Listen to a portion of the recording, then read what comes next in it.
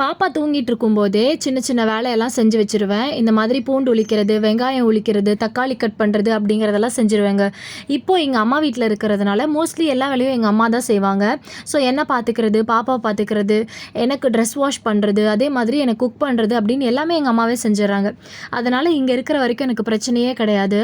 ஆனால் நான் எப்போ வந்துட்டு பெங்களூருக்கு போகிறேனோ அப்போ எல்லா வேலையும் நான் மட்டுமே செஞ்சாகணும். ஸோ அதுக்காக கொஞ்சம் கொஞ்சமாக எடுத்து அப்பப்போ ப்ராக்டிஸ் பண்ணி இந்த மாதிரி செஞ்சு வச்சுக்குவேன். குட்டி குட்டி வேலையெல்லாம் எங்கள் அம்மா கிட்ட கேட்டு இந்த செய்யட்டுமா அப்படின்னு கேட்டு செய்வேன். சில நேரங்களில், எல்லா நேரங்கள்லேயும் கிடையாதுங்க. ஸோ இந்த மாதிரி அம்மா வீட்டில் இருக்கும்போது மட்டும்தான் ரொம்பவுமே ஃப்ரீடமாக ஜாலியாக இருக்க முடியும். அதே மாதிரி என்னோடய மாமியார் வீட்டுக்கு போனாலும் சும்மா சொல்லக்கூடாதுங்க. எனக்கு எல்லா வேலையும் செஞ்சு கொடுப்பாங்க. உடம்பு சரியில்லைன்னா கூட எனக்காக செஞ்சு கொடுத்துட்டு நீ போய் ரெஸ்ட் எடுன்னு சொல்லிடுவாங்க.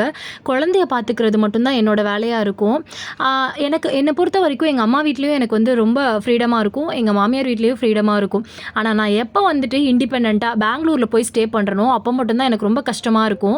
ஏன்னா எங்கே ஹெல்ப் பண்ணுறதுக்குன்னு யாரும் இருக்க மாட்டாங்க. நானே என் ஹஸ்பண்ட், அவ்வளோதான். அந்த மாதிரி டைமில் பூண்டு உளிக்கிறது ஒரு பெரிய டாஸ்க்காக இருக்குங்க. எனக்கு பிடிக்கவே பிடிக்காது. கையெல்லாம் ஒரு மாதிரி பிசு பிசுன்னு ஆயிரும். அதுக்காக அப்படின்னு சொல்லிட்டு சுடு தண்ணியில், அதாவது பூண்டை உளிக்கிறதுக்கு முன்னாடி போட்டுட்டோன்னு வச்சுக்கோங்களேன், கொஞ்சம் ஊறினதுக்கப்புறம் ஈஸியாக உளிச்சிடலாம். அதே மாதிரி சுடு தண்ணியெல்லாம் வைக்க முடியாதுன்னா நார்மல் வாட்டர்லேயே கொஞ்சம் நேரம் ஊறிச்சுன்னா ஈஸியாக உளிச்சிடலாம். ட்ரை பண்ணி பாருங்கள். தேங்க்யூ ஃபார் வாட்சிங். பாய்.